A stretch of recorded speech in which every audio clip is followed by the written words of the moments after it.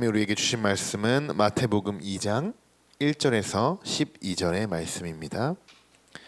마태복음 2장 1절에서 12절의 말씀입니다. 우리 1절부터 우리 12절의 말씀을 우리 함께 읽어보도록 하겠습니다. 헤롯 왕 때에 예수께서 유대의 베들레헴에서 나심에 동방박사로부터 박사들이 예루살렘에 이르러 말하되 유대인의 왕으로 나시니가 어디 계시냐? 우리가 동방에서 그의 별을 보고 그에게 경배하러 왔노라 하니 헤롯 왕과 온 예루살렘이 듣고 소동한지라. 왕이 모든 대제사장과 백성의 서기관들을 모아 그리스도가 어디서 나겠느냐 물으니 이르되 유대 베들레헴이오니 이는 선지자로 이렇게 기록된 바 또 유대 땅 베들레헴아 너는 유대의 고을 중에서 가장 작지 아니하도다. 내게서 한 다스리는 자가 나와서 내 백성 이스라엘의 목자가 되리라 하셨습니다. 이에 헤롯이 가만히 백사들을 불러 별이 나타난 때를 자세히 묻고 베들레헴으로 보내며 이르되 가서 아기에 대하여 자세히 알아보고 찾거든 내게 고하여 나도 가서 그에게 경배하게 하라. 박사들이 왕의 말을 듣고 갈새 동방에서 보던 그 별이 문득 앞서 인도하여 가다가 아기 있는 곳 위에 머물러 서 있는지라. 그들이 별을 보고 매우 크게 기뻐하더라. 집에 들어가 아기와 그의 어머니 마리아가 함께 있는 것을 보고 엎드려 아기께 경배하고 보배 합을 열어 황금과 유향과 모략을 예물로 드리니라.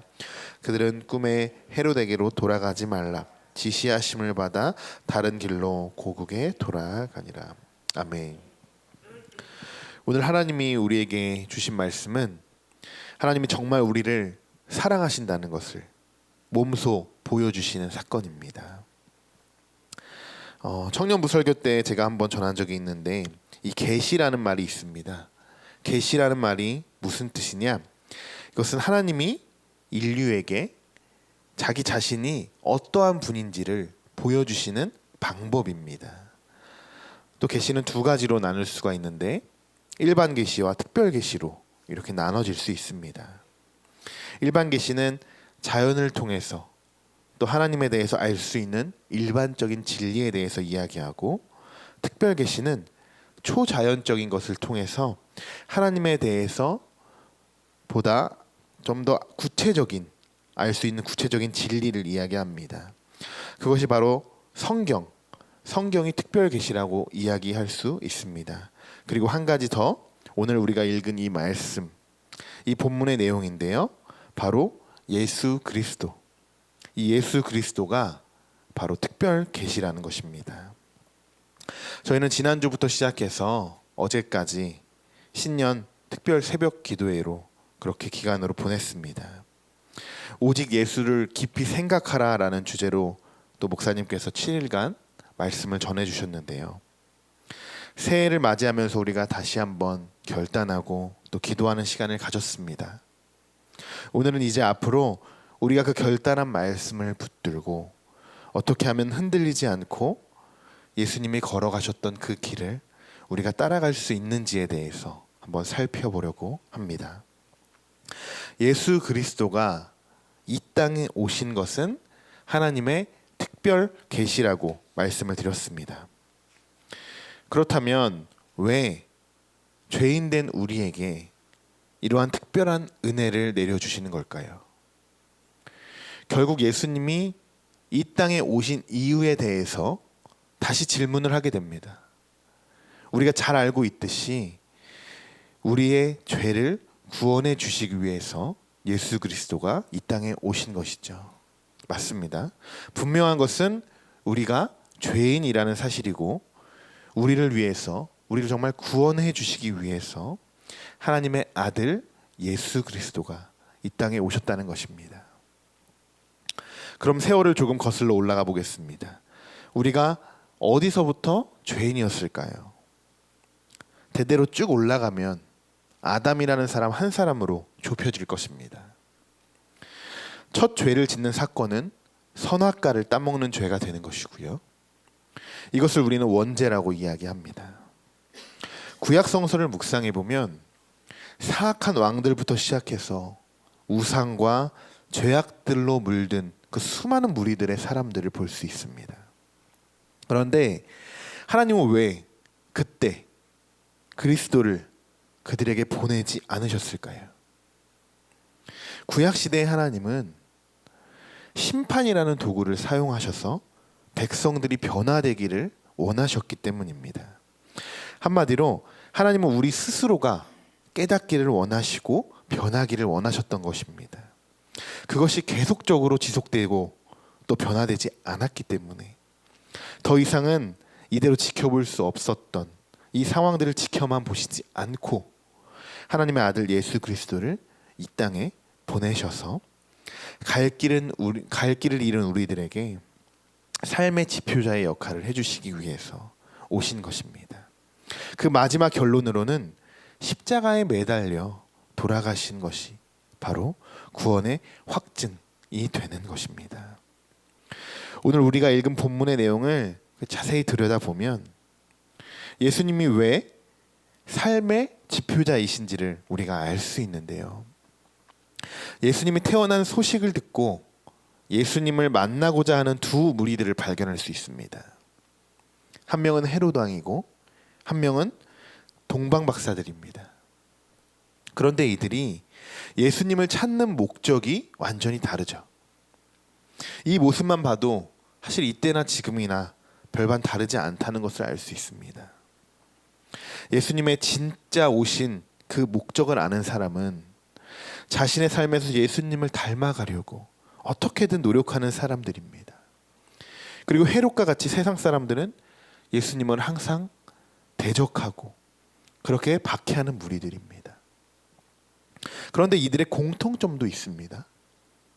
어떻게든 예수님을 찾아야겠다는 의지가 있습니다. 그것이 선이든 악이든.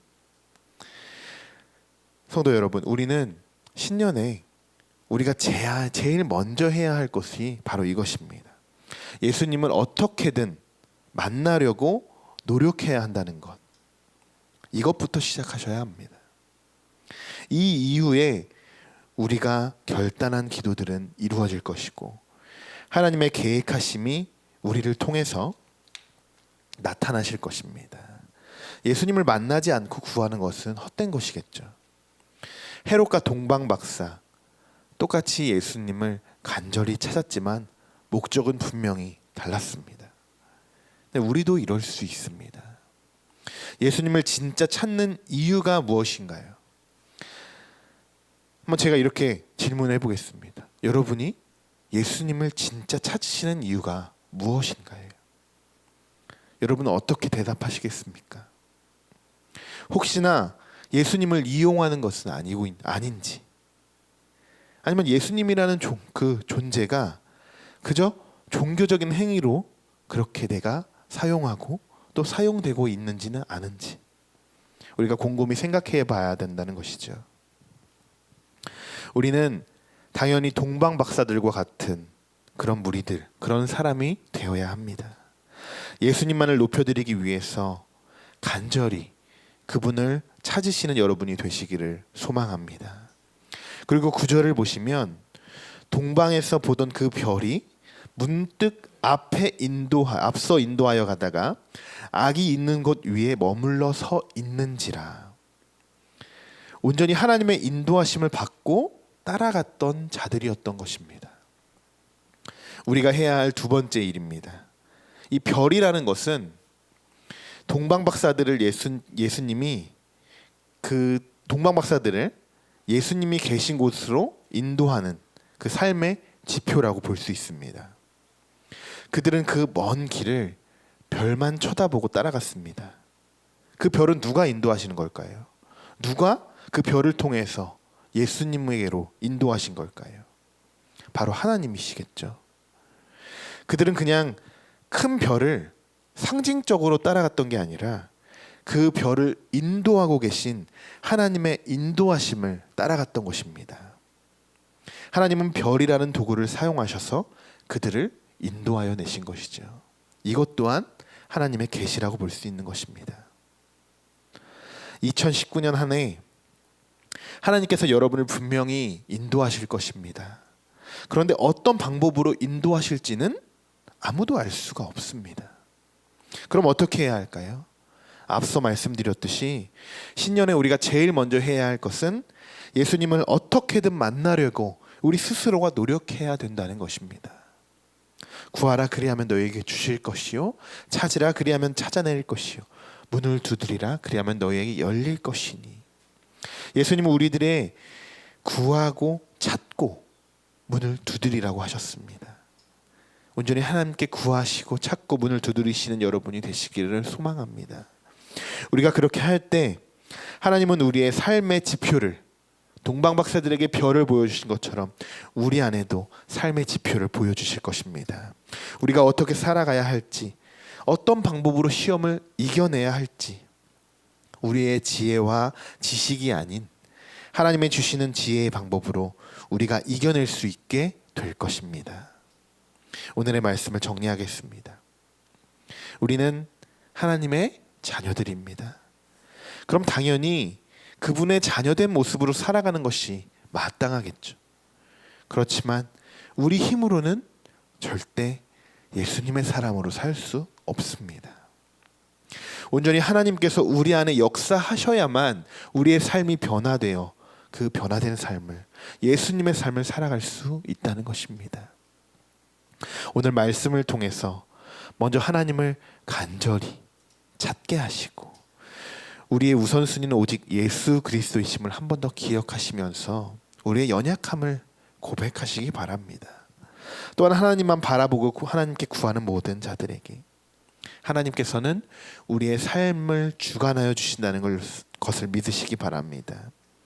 그리고 동방박사들이 별을 따라가서 예수님을 만난 것처럼 우리에게도 별과 같은 삶의 지표를 우리에게 보여줄 것이고, 혹여나 중간에 흔들리지 않고 끝까지 그 신앙을 지키시는 모든 성도 여러분이 되시기를 축복합니다. 기도하겠습니다. 하나님, 오늘 우리가 하나님의 계시를 통하여서 그 특별한 예수 그리스도의 계시를 통하여서 우리가 어떻게 살아가야 하는 것이고 우리의 삶의 지표는 오직 예수 그리스도인 줄 믿고 우리가 따라가겠다고 고백하였습니다. 동방박사들이 그 별을 보고 온전히 하나님의 그 인도하심만을 따라간 것처럼 2019년 한 해도 우리가 온전히 하나님을 바라보고 하나님의 그 계획을 바라보고 인도하고 또 하나님께 구하고 찾고 문을 두드리는 우리 모두가 될 수 있게 인도하여 주시옵소서. 온전히 우리가 구할 것은 하나님이신 줄 믿습니다. 우리의 삶을 주관하여 주시고 늘 우리와 함께 동행하여 주시옵소서. 우리의 모든 삶 예수 그리스도의 이름으로 기도드립니다. 아멘.